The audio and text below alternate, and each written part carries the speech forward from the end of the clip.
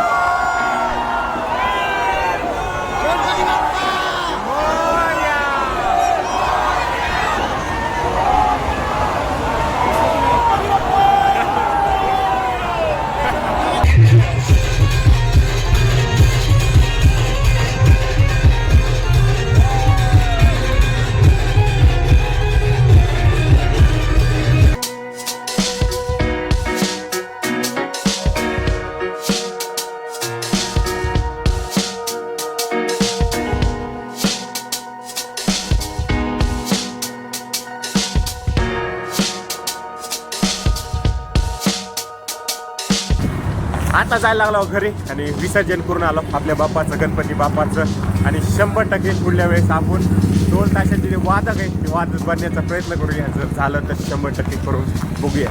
झाला आजचा दिवस असाच संपला.